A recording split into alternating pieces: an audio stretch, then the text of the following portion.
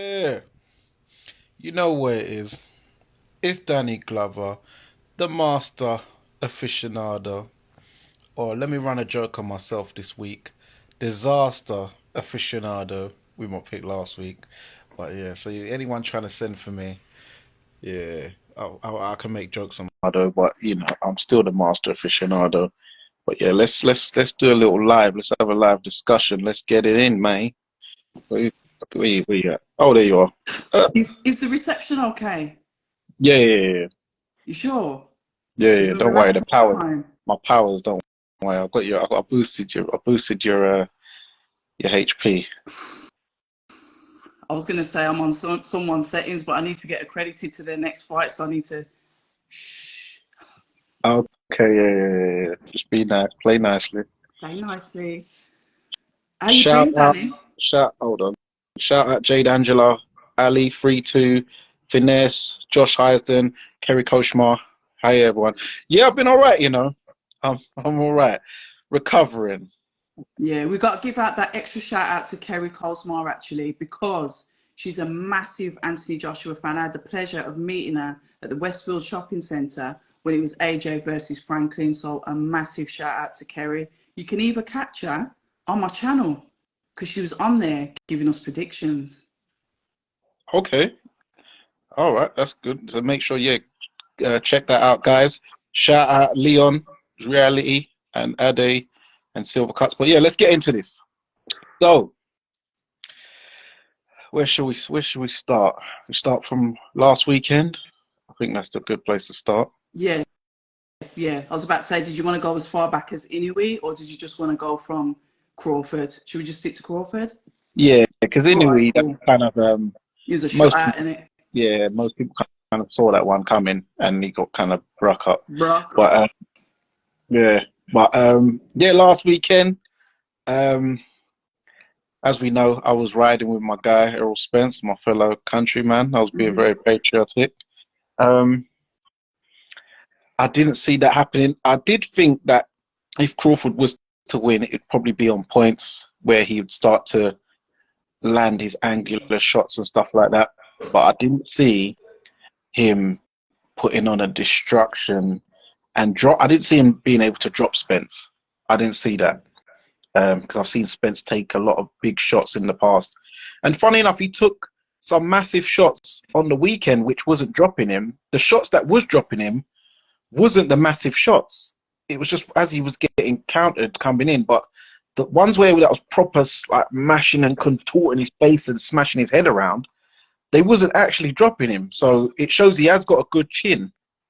But don't you think it's breaking him down over time though?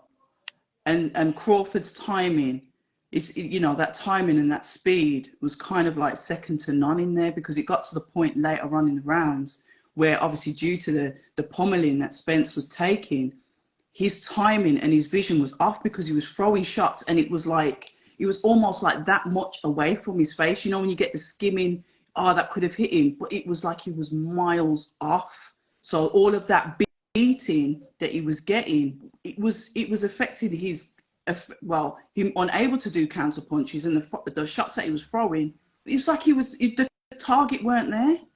Yeah, he what it was started throwing from further out. Hence, he started widening his leg stance to start throwing a jab from way too far out, and that's what was getting him countered.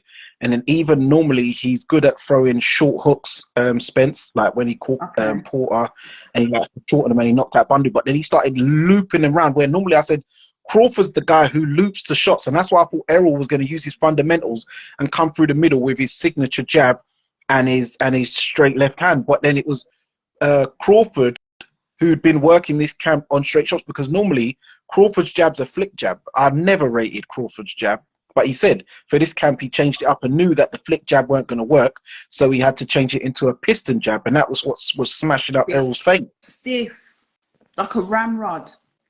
But he's never used that jab ever. But then If you But it just goes to show that you can adapt your fighter to train for a specific fight. You know, when this, you like you, I've done it loads of time. I believe that every fighter's got a baseline and that they'll revert back to certain habits. But just like Inoue, and I know I'm going back to him as well, the focus and determination that was there from Bud was phenomenal.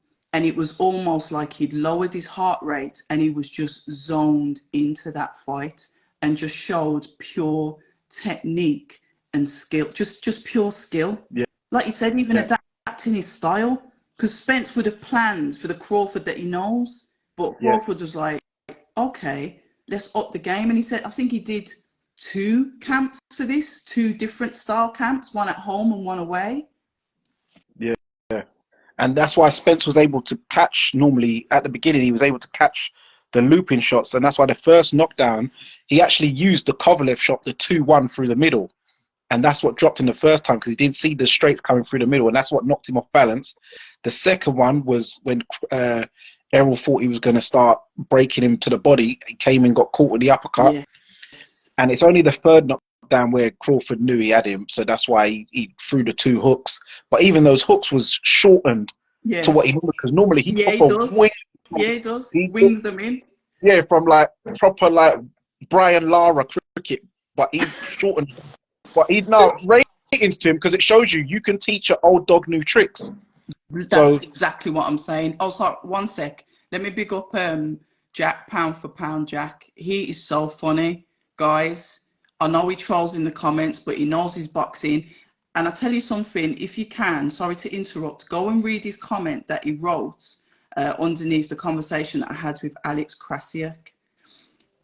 A very detailed, interesting comment. I've got a lot of time for Jack. I do like his, he's got funny trolling. He's a funny troll and he talks sense and he knows his boxing. And big up Justin Ben as well. Shout out to you. It's been a minute. I hope you're all good. Yeah, shout out Justin Ben. You got to come on the neutral corner soon as well. Yeah, get him on there, man. Yeah, we're getting you on soon. But yeah, it shows you can, and it just shows you that Crawford, you can tell he's a humble brother anyway. So he's a man who's always receptive to learning new things. And if he knows that something might be a fault, where Bomac and Red Spikes and those coaches would have said, listen, you can't come in with that flick jab and looping because Errol's going to come shoot through the middle and go through the body. So he's able and willing to still learn at this stage of being a champion. And you know what? I've always said, thought deep down that it's good that it would. I've always thought it would have been better commercially if Crawford won, even though obviously I wanted Errol to win, because he is the epitome of what you want a fighter to be, and he's the type of guy that if I've got a daughter, I would want her to be with someone like Crawford, because he is the honourable family man with his normal looking woman. Like, he could have got the bad bees. But come on, man. When you say normal looking woman, this is what I'm saying. We're so like idolized with these plastic holes that it's just, sorry, listen, no disrespect, man, but his woman is beautiful. She's a beautiful black woman, and that is who he's chosen to be with. Yeah, but I'm not calling her normal. No, she's just a beautiful black woman. No, when I'm saying normal, it's because it's that she's natural, rather than all this BBL, lips done, all this, like, chest done. She's just looking like someone from the 90s. Yeah, that homegrown. Yeah, the girl next door. Like, he's got her in school. Like, he's always at his kid. I see him. What was it? 2 days after the fight, he's at his daughter's race again. So his son's always wrestling, got the medals. So he's like the all-American when you think about it. So he's a good poster boy. Yeah, good poster boy for the all-American repping family man, and just keeping it. Yeah, he's a good advocate, and a good advocate for us. I think, to be fair, Spence like highlighted that when you watched their documentary before the fight. There was that extreme family values, family mentality from both sides. Even, with Spence's dad being with him and being an advocate for him as well. A side that we don't normally see. But when you talk about Bud and him being the epitome of this and sort of like a poster boy, what I like about Bud is his story. The fact that he's been told, he's a good boxer, he's a talented boxer, but now you don't really fit our image. No, you're not really going to sell no tickets. You're good, but you're just not what we're looking for. And it's to come through that. When you come out the mud and you know how many years you've been in the game and you just keep going. And just because his face didn't fit, because maybe he wasn't with one of these baddie bitches, he like just kept it real, kept it 100, and look where he is today. So that's why, that's another reason why I got to rate my man, Yeah. because man were putting him in the bin just because he, you know, he wasn't this IG dude. You know what it's like now? It's like everything's just like numbers, ain't it? Numbers, numbers, numbers. Yeah, and also because he's from a little town called Omaha, Nebraska, which no one even knows about. He's not from a big state like New York, Okay, is LA, that what it is? Texas. Okay. From some little place called Omaha, Nebraska. So even through the amateurs, he said that he got robbed a few times because I don't think he even won a Golden Gloves, because when he's fighting guys from big cities, it's like, you don't really fit the image. Like, what's Nebraska known for? You ain't even got a football team. You ain't got an American football team. You ain't I'm got shallow. you ain't got no basketball team. Like, what do you guys even do there? But what they're known for is wrestling, like that Olympic amateur wrestling, which I call pro wrestling because real wrestling. They call pro wrestling WWF, but that's not real wrestling. Right. So they're known for that wrestling. That's why Bud can wrestle. I don't know if you've seen him wrestling his Nah, friends, and nah. he's mad. He takes down guys all like 250 pounds. Like, he's mad. And Okay.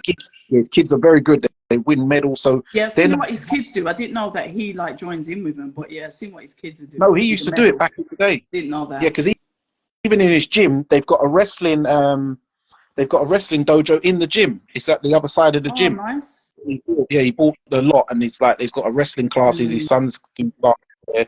So yeah, so because he's from a small town, he's not a big speaker. He doesn't go walk around iced out, jumping in music videos and stuff like that. So he does, as you said, he doesn't get the push. And also, he was with the wrong promotional company with Bob Arum, as we know through history. He's always never really promoted certain demographics correctly. Floyd Mayweather got second fiddle to Oscar De La Hoya. He had to buy himself out, and they're making how much money. And now, remember, Bob said, you can't sell. I lost money on you. You can't do this. This is Nah, what I'm man. saying. Now look, Bob's just lost out on the biggest fight of this decade. Imagine. And he's Bud selling. He's come out to Eminem. He's now trending all over the place, and he's going to make some serious money. So it's like, Bob, can you guys not sell, or are you just not trying to sell him because you put Bud behind Lomachenko all these years? Brother can't even speak English. So what's going on? And that is a beautiful point that you've put there, Danny. And it's almost like if somebody believes in you, if you've got a platform behind you that really believes in you and is prepared to promote you and push you, you will do just fine.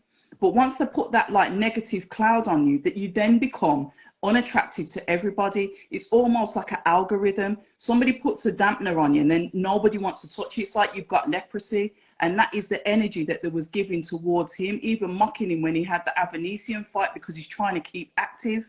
And Avanesian ain't no like pushover either, but it's all of these things that come into play. And this is why I said, no disrespect to Spence. He's a yard man. That's our colours. But I'm happy because of the adversity. The adversity is what makes that win more sweeter for them geezers sitting down in their suits saying, man couldn't do this. Are you not for us? You can't really sit at this table. And guess what? He went away and he built a house. Fuck the table. Man's got a yard now. Now you have to come to him. Now you got to come see him now. Yeah. No, Now like you got that energy. Yeah, now you got Keith Thurman talking about why Keith, why? Because my feet ain't flat. I was like, Keith, shut up. You're just gonna I get didn't caught. watch it. I seen it trending. I just thought scroll. Oh yeah, Saz. Yeah, hold on. Craig Richards. How could we not big up Craig Richards? Craig, I miss you. Come on, I Craig. miss you, Craig. I miss seeing them dry kneecaps in the Instagram stories, training hard in the gym. I didn't even know how tall he was. He's so tall. Yeah. Spider is just a All spider. that it's all that manish water. You might Yeah. drink something. Hurry up and get back out, man. Sure. Don't worry, it's coming soon. It's coming soon. But yeah, no, I love it. I love it. Derek James, he looked very Ooh. fuming like that in that video you saw me post. I've got it screenshotted. It's almost going to become, like what's his name, Lawrence Fishburne, when he played Ike in the film, when he played Ike Turner. Yeah. Lawrence Fishburne, he's looking at the camera. That is a meme in itself. My man looked like he's chewing his gum. He's looking at like Bud, he wants to fight him. Yeah. Yeah, but I know but he'd rather take on Bomac because at least he could take him. That's hilarious. But it's not hilarious. It is hilarious, but it's not. But I know how he feels in that moment. He is fuming. But He's had him since amateurs. That's his baby. That's yeah, his baby. so it's the curse. It's the trainer's curse of being trainer of the year. If we go back through the annals of history, as Tony Pugilist likes to say, when Freddie Roach was trainer of the year with Pacquiao, what happened? Pacquiao got beat. When John David Jackson was trainer of the year with Kovalev, Kovalev turned to the Russian standard vodka, got beat. When Eddie Reynoso, trainer of the year, Canelo gets beat. Now, Derek James, trainer of the year, what happens? He had the biggest schedule. You know, everyone's trying to join the camp. Anthony Joshua, Ryan Garcia. Then look, Errol gets beat. Because that pressure, once you're trainer of the year, now everyone's gunning for you. Okay. So, yeah, it's one of those things. It's one of those things, man. How do you think that pressure's gonna? Because obviously, what's his name? Is it Frank Martin? Yeah. That was a scrapey win. Yeah, he just about got through that. Scrapey win. Then obviously we move on to Errol Spence. Listen, you know where I'm going with this. He's got another important fight coming up. No titles. My bad. But that pressure, you know, when people are watching you. Yeah. And well, look, it's an important fight. Do you know what I mean? It's very important. It's a crossroads fight. Whoever loses this, they're done. You reckon it's like curtains, like fully curtains, even for Dillian? Because Dillian can still carry on. I think there's more to lose for Anthony Joshua than there is for Dillian Whyte. Yeah, it's with more. All due respect. Yeah, there's more to lose for Anthony Joshua, but it's curtains for both of them because if Dillian loses, then he goes into Derek Chisora mode, and you don't want to do that, does he? And then for Anthony Joshua, he just gets the Wilder thing's basically done and dusted. But anyway, you talk about that Wilder thing. Listen, Wilder's been to-ing and fro-ing with Andy Ruiz. I've been saying this, that I can't see that Saudi fight happening in December. I've already said, long time he was going to get pushed back because why are you to-ing and fro-ing with Andy Ruiz? If that was going to happen, that should be happening right now, the same time that Joshua's fighting Dillian, to prepare them both. So what if Wilder comes out and says, yeah, I'm going to fight Ruiz in November? So what happens to that then? No, I don't think he'll fight him in November. What I think Wilder's doing, he's going to play the weight game till December and not risk it versus Ruiz because he sees Ruiz. You see Ruiz as a risk? He is a risk. I don't see him as that much of a risk. Listen, if he never beat AJ in New York, would anybody really see him as a risk? And we know that AJ didn't go into that fight 100%. I don't care what anyone says. Well, he arguably beat Joseph Parker when they fought. This guy, Joseph Parker. You just keep it real. Yeah. So he is a risk because when he comes with them rolling under hooks, if Wilder misses with one of them telegraph heel right hands, then and Andy Ruiz rolls under and claps him on the chin. Wilder hasn't been the most active, so you got to condition your temple, your chin, your legs, them ankles to take shots, and he hasn't been really active. He punched out Hellenius in a round, so he didn't even get punched in the face. The last time he really got punched in the face was against when he got flattened by Tyson Fury. So yeah. Fair enough. Hold on. Josh Hazelden, Saudi have spent their budget on football. They're pissed off with the politics of boxing. Really? That's interesting. I didn't know that, but I don't really follow football, so I wouldn't have a clue. Yeah, I don't follow. Shout out to Corey Gibbs. Get behind Corey Gibbs, Birmingham fighter. I can't remember that he's super lightweight, 10 stone, 9.5 stone, 10 stone, Birmingham fighter. Get behind him. Get behind us, Brummies. We need some support. Brummies, get behind Brummies as well, because we're too funny. We don't support each other. That's shit, that is. But shout out Corey Gibbs as well. Big up Shakan Pitters. He was in the chat as well. Oh, we never see long legs. Yeah, I saw him on Saturday. He was at Originals at a festival. Is he good? Yeah, man. Yeah, he's cool, man. He's good. He's good. Yeah, Shakan's good soul, man. Good. Yeah, he's got the Charlo hairdo. It suits him now. Yeah. I'm putting mine out, and he's getting his done, innit? But I'll tell you something, he can't season chicken for shit. So if you're sitting there, Shakan, you know what's up. Uh, also, talking about Birmingham What? fighters, well, Birmingham, there was one who disappointed me the other week. The one who fought Harlem Eubank. You called Oh, out it's Harlem. now Ellis. He took it at like a few days' notice, isn't it? Like a week's notice. Oh, because I was like, why is he doing? Why is he moving so negative? And That that. I don't think his trainer was there as well because of obviously the short notice, etc., etc. But yeah, Ishi's usually all right. He usually would have done better than he did. Okay, okay. Go on, and the next. No. But yeah, big up Birmingham every time. I like Birmingham. I like the I big fight. know. Yeah, yeah, you do. You get on with Tyler Denny, innit? Yeah, yeah, that's my guy, man. That's my guy. So yeah, Anthony Joshua, Dillian White. That's in what, 9 days? Yeah, it's coming quick, man. It's Oh, coming. never mind that. Derek Chisora, Gerald Washington, fam. When? Announced, bro. When today? Yes. Oh wow, Oh, that's in, yes. wow, that's Hi, interesting. Tony. Hi, Yes, big Tony. up Tony. Man's out in. I think he's in New York right now. Yeah, I love Tony. I'm always winding him up about the shouting. And you know what it was with Tony? Once I was listening to Undefeated podcast and I got my headphones in, and then he came on and he was all right. And then he started shouting, and my ears were like popped. And after that, it's like, but Tony's banter. I love you lots, man. Okay, so Derek Chisora, Gerald Yeah, Washington. yeah. That's interesting. What do you That's think? a hmm. Gerald's gas tank always fades, whereas Derek's don't fade at least. So I see Derek beating him. You think it's his gas tank that's going to let him down? Yeah, Gerald Washington. He always his gas tank fades. I don't know what it is. I'd say that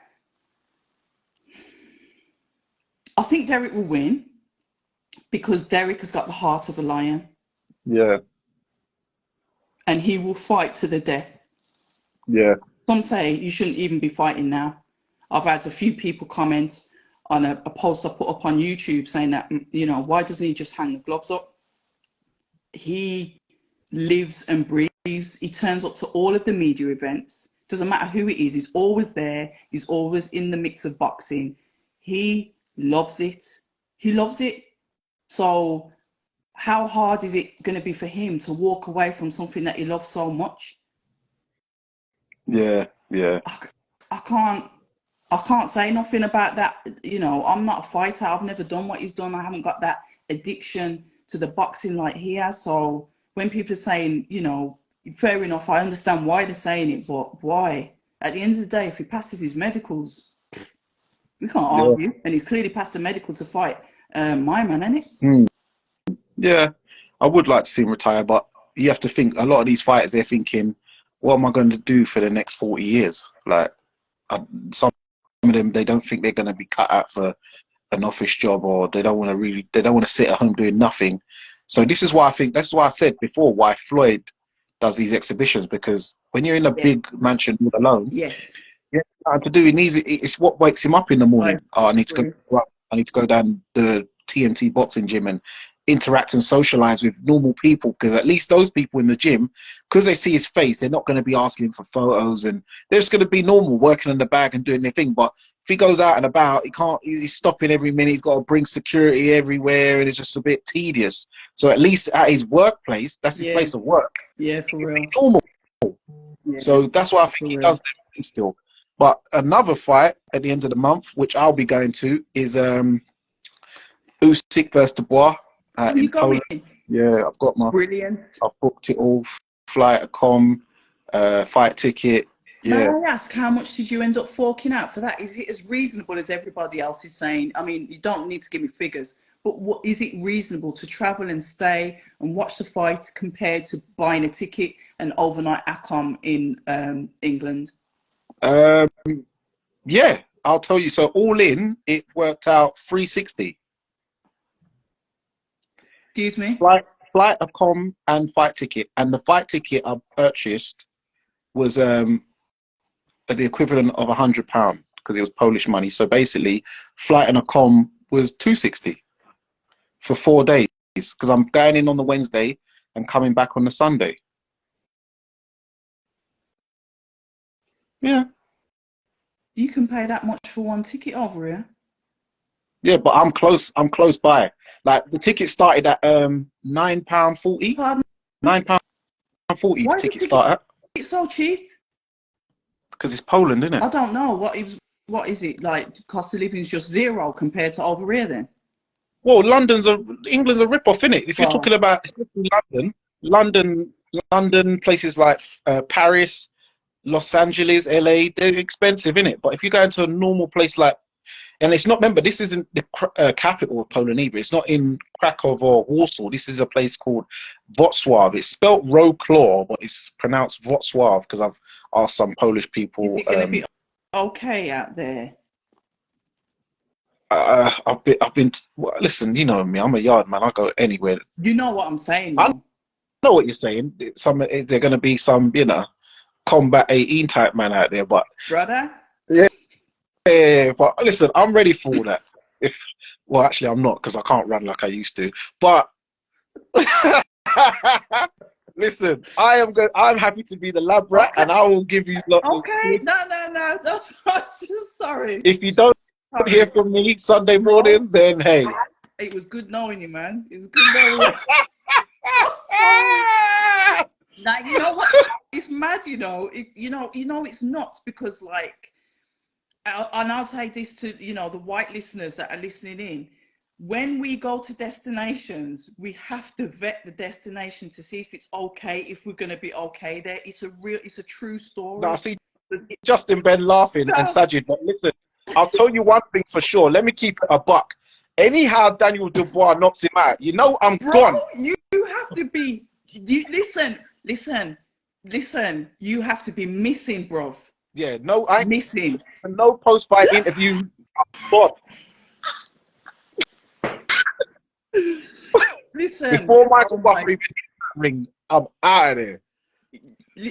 When you see them trousers and them boots, when you see boots, time to go. Yeah. When I see a sparkly jacket, I'm done. Oh my God.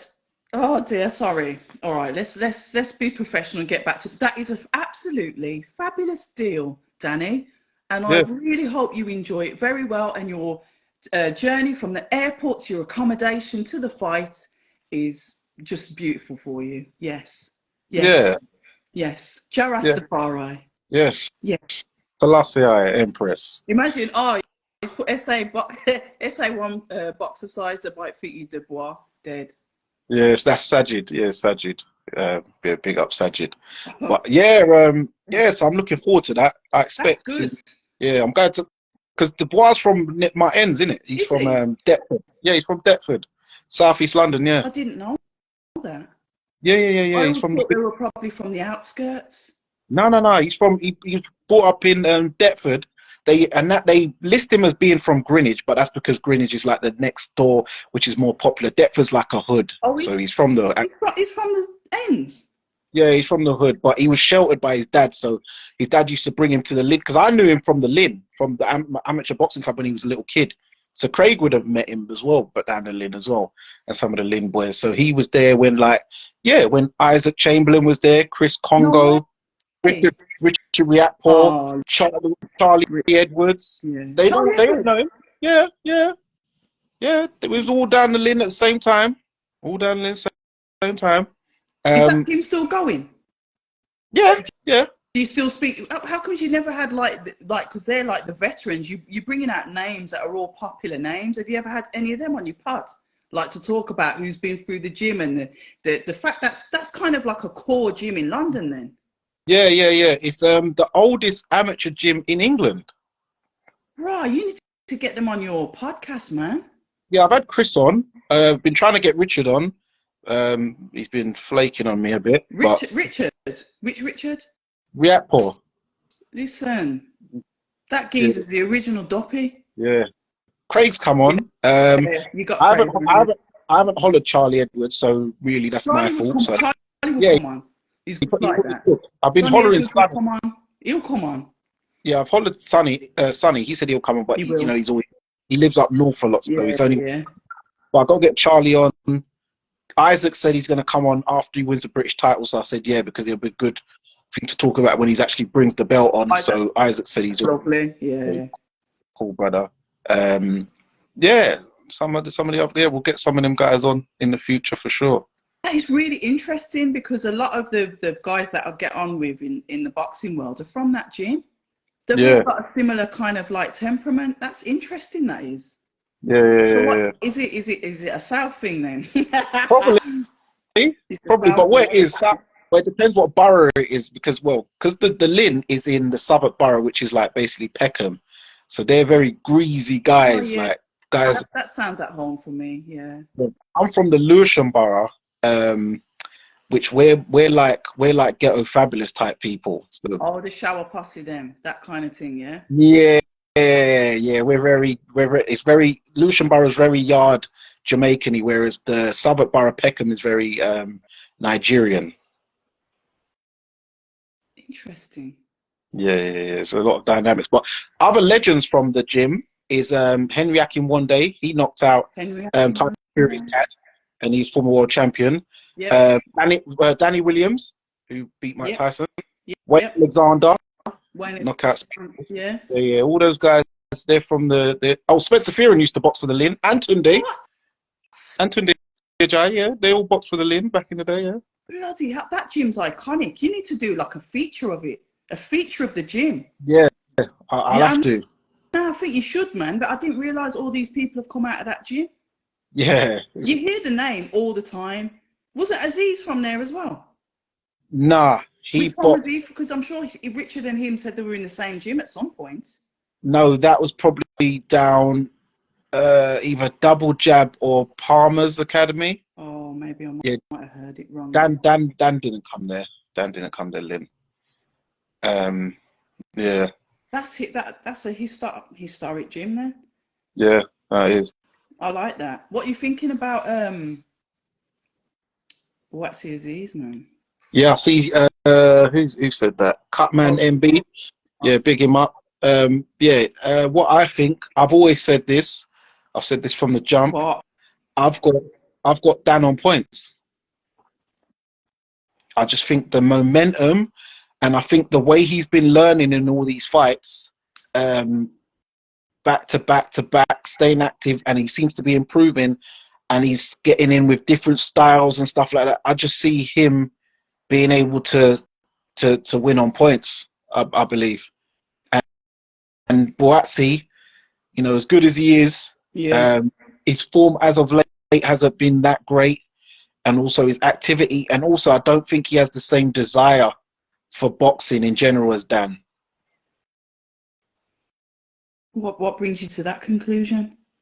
Just the way the things he says, his mannerisms, it doesn't seem like he's in love with what, like Dan seems he's obsessed. Like when he's out in America with Buddy McGurk, like you see this guy is just doing all sorts. He's doing weights, he's doing this big massive punch bag, he's doing hot yoga, he's doing Pilates. He's sparring with Kovalev, he's sparring with Beterbiev, he's sparring with guys where I'm like, I see the picture, I'm like, Yeah. all right. I'm looking at his face and I'm like, your face don't look as much up as I thought it Yeah, should look. yeah, Well, yeah. if you're getting through, if you're being able to survive with these man, then you're a big issue, mate. You know what? I can't really argue because I said I'd sit this one fully on the fence because I get on well with both of them in it, and that always makes it tough. I don't know if it's because like I'm a woman in the sport or something, but it's like there's emotions attached to the fighters when you like them, innit? Yeah. It's like, do you know what I mean? Because I was torn the same way with Craig Richards, Joshua Buatsi. It was the same thing then. It was like, but a good fight. You want to see the fight, but you're like, it's two people. Activity, yes, with Joshua Buatsi. And there was one thing that he said, and I posted it in my story. He was talking about I think Azeez must have mentioned he's got the English belt, innit? And then Buatsi, after he just had his fight, his combat fight, said, yeah, but I had that years ago. And I thought, The British belt. the British belt. He goes, yeah, but I had that years ago. And I'm like, right, but you had it years ago, so you should be way past that now. Do you understand what I'm saying? It was like, that's when it like hit me, like where the levels should be. But for whatever reasons, contractual reasons, changing this and changing that and whatever, he's ended up sort of, and I don't mean this, no disrespect to Azeez, but he's sort of like going up that way, but then come back here to obviously, you know, progress and move forward. It's tricky, you know. But I'm going to ask him about it when I see him anyway. This is not nothing that I won't be asking. Yeah, but yeah, Buatsi said that, but then technically, accolades-wise, Dan Azeez has now surpassed him because he's now won the European, something that none of the other light heavyweights have done yet. Okay. Because Buatsi's won the British, Craig's won the British, Yes. Shakan Pitters has won the British, Yes. Anthony Yard's won the Commonwealth, which is below. Lyndon Arthur's won the Commonwealth, but no one's won the European yet, apart from Dan Azeez. So, yeah, Buatsi threw the little shade that, yeah, he won that British title years ago when he knocked out... I can't remember who it was. Who was it? It was I forgot his name off I the can't top. remember, you know. And that's mad. Who? It was a good knockout, though. It was in about round 2 or 3. Okay. But yeah, but then he didn't defend it. He vacated it, and then he's not actually progressed really from since then. Mm. And and Dan Azeez has now crept up as the dark horse and overtaken him. Accolade, yeah. But this is what happens. This is what happens when you get comfortable in any positions. I say this all the time. You know, when you're grafting and you're getting somewhere and you're nice and everything's crisp, and then you slow down the pace. Like you think, oh, man's miles behind me, so let me just slow down the pace a bit on this track. You can't do that, fam, because they're watching you. Who was it? I'm sure was it Bud the other day that said he was watching every single one of Terrence's fights. One of them said it the other day on the undercard, or I can't remember who it was, but it's like they're studying, they're watching, they're waiting for the moment to have that. And that's what I mean. Azeez has been one of these that's been in the cupboard, working behind the scenes, and he's creeping his way up while everyone's going through their kind of drama, and all that shit. Azeez has just been like, yeah, collect this. Yeah, do that to my man. And just until now, they're level pegging, they're going at it with each other when you think one of them should have surpassed the other. It's the hare and the tortoise story. Facts. As I say, Facts. ain't nothing changed but the weather and the price of Blue Mountain coffee. Facts. Big up David Alorca. Oh yeah, man. One of the realest in here. You know when someone like sees you out and they're like, they see you, yeah? And they're like, yeah, welcome. Yeah, I like that. Yeah, I rate that. Yeah. So, what else? Who's on this week? This week? Yeah. Or is it one of the... I think it's a quiet week this week, you know. Don't quote me on it. I don't know. No, I think it is. I think it's one of them weeks where there's nothing going on, you know. And then it says building up for next week. Next week's going to be mad. Yeah. Are you going? Are you going? No. I'm the Usyk Dubois is the one I'm going. You're lying because when you're replying, oh, you're funny. You're hilarious. No, I'm not going. You know, okay. Them tickets are too expensive, mate. Yeah, they're wild, innit? I don't even know if I'm there yet. I should be going to the media events, but I know the media access for that is going to be on. They're going to have so much interest in that. I might be watching it at home myself. You understand? Yeah, because remember, Spencer, I see he's advertising for block 111 on the first floor for one ticket for AJ Whyte. Oh, yeah. Yeah, one of them block 111 or whatever it is for £350 a ticket. Remember I said, I'm all in for 360. That's nuts. In Poland. That's flight from fight might ticket. Be one way still, but yeah, that's nuts. Oh, sorry. Two ways. Wizz Air. You know, calm down. Oh my God. Yo, I'll be sending you. Okay? Did you get there all right? Oh, you mean like that? Yeah, listen. Yeah, one way. Listen, I'll buy them a Belvedere vodka or something and some goulash, and they'll be good. My man get bundled. No, I'm joking. I've got to stop. What is Dan doing? What Dan is doing is that he's enjoying his career and loving it too. It's like he's living a dream. He's enjoying it. And that's what you should do with your career. Enjoying it, but grafting hard as well. We talk about investing in sparring partners, Ben Davidson said it. Davidson said it perfectly the other day. You have got to invest in your sparring partners. You are a business. So if you're paying like cheap, I've always had this saying, bite cheap, bite twice. You understand? If you're not prepared to put in those big investments, forget it. Because it's going to pay you dividends in the end. Like you said, look at Dan Azeez. You're not going to get better sparring than Beterbiev unless you're going to say, all right, then fling in Bivol for good measure. He's out there sparring like really good names, not just because they're names, but because of what they've achieved. Mm-hmm. Do you know what I mean? Beterbiev is going to come to Dan Azeez with them inside heavy hammer shots. So he's going to be learning how to deal with the power and how to evade someone that wants to come inside. It's only going to add strings to his bow. Do you know what I mean?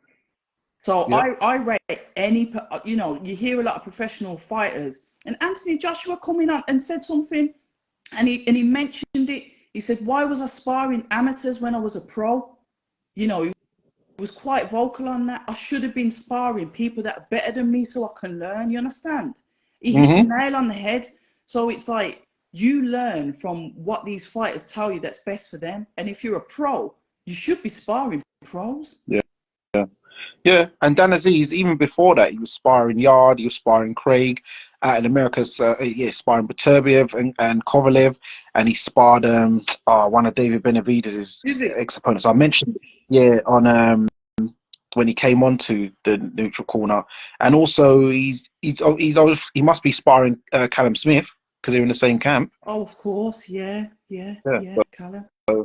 So there you go. So he's not messing around, this guy. And Beterbiev is like Mr. Injury at the moment. Do you think it's father time for him because he had injury before he fought Anthony Yard, isn't it?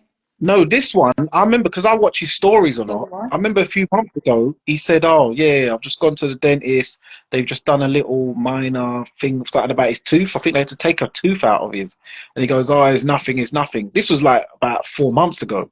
So then when they've said, oh, yeah, it was the minor dental surgery that's come up. So maybe it ain't healed in time or something like that. So that's all it is. It's because he got a tooth taken out. Oh, right then. Yeah. One of his back teeth. He said it, because you know, he talks in his language, and it like so you could do the translate. Do the translate. Yeah, sometimes I do it. I only usually do it when he's doing his training videos because I like the way that those guys from the Caucasus Mountains. I like the way they train. I like the way that they use the kettlebells, that they use hammers, that they use tires, that they do the running, the hill running. You know, all of that conditioning, that stuff that's really going to get you out of breath and build muscle at the same time. I love their style of training. If I was to train, I'd go straight to Eastern Europe. Because I like their style of training. Yeah, very serious. Yeah. So I'm trying to think, anything else? What do you think about Dubois Usyk? He said you're going. You didn't give a prediction on it, though. I'm backing Daniel Dubois, but it's a tall order. My prediction is Usyk wins, but I want Daniel to win. But don't knock him out. What do you think about him changing to Don Charles? I don't know. I don't know about that fit, because Don Charles, the only fighters I really know of him training is obviously Derek Chisora, and Frank Buglioni for a little bit. Oh, I didn't know he trained Buglioni. Yeah. And he trained Wadi Camacho for a bit as well. But yeah, it's not really. None of them remind me of Daniel Dubois' style, so I'm not sure how that one's gonna really work. Yeah, I don't know how that one's gonna work really. It's a tricky one, and I'm not saying that the Usyk camp are overlooking him, but they're not seeing him as a threat. Nah, the way my man's rapping and mugging him off. Imagine that. Yeah, that was. Telling me you would have clapped him off the stage. I couldn't believe it when I seen it. Yeah, that was a muggage. Also, now Mr. Mac is in here. Mr. Mac 2000. This is a good point about the Azeez Buatsi thing. So, what did you think about that short clip on the Johnny Nelson thing where Dan was talking about the pressure And Buatsi kind of broke character and started He swearing. did. Well, this is what I'm saying, but Dan Azeez has got this ability to crawl under your skin. And the thing about it with Dan, because of his character, he'll laugh while doing it. So it's like you're fully mocking it. He's done that. He's done it several times. And that is why I'm drawn to like the character of Dan Azeez, because he's one of these guys, you know, when something like something fucked up happens out on the street, he'll be there making jokes out of it. That's why I said to you, he reminds me of like the Jamaican sense of humor, but he said he's not even Jamaican, but he's got that about him where he'll wind you up. So I can imagine him and Dillian together going at it to and fro because of that banter. But this brings it back to why he moves like a Jamaican and why you because he's from Lucian Borough. You'd think if he's Nigerian, he'd be on the Peckham side, but he's not. He's brought up, which is Lucian Borough. He grew up with all Jamaicans because he went to my school. He was a few years below me in school. Oh my God, you've known him forever then? Yeah. Have you always been like that then? Well, when you're 3 years younger than someone, you're not really. They're looking up to you, innit? Yeah, fair enough. He knows me in school better than I know him, but yeah, I know him as like a cool kid. But when he got older, then he's always been like how I known him. So yeah, he's got that. You can tell he's very Jamaican influence. Even Tunde, the way he moves and the way he talks, you hear, he's very heavily Jamaican influence with his mannerisms. I don't know what he's doing, so yeah. Okay, but yeah, he's got that thing about him as well. But yeah, so yeah, that's why Dan's like that. He's got that ghetto fabulous Lewisham Ghetto Boys demeanor about him. Yeah. But yeah, no, I like the way he played mind games with Whyte. He was in his head. Like, you the pressure from the Olympics. Yeah, you got the pressure, but you don't like it. No, you don't really like it. You've always had a choice. You've always had a choice. Yeah. And I do it because I want to do it. But this is you again, picking who you want to fight.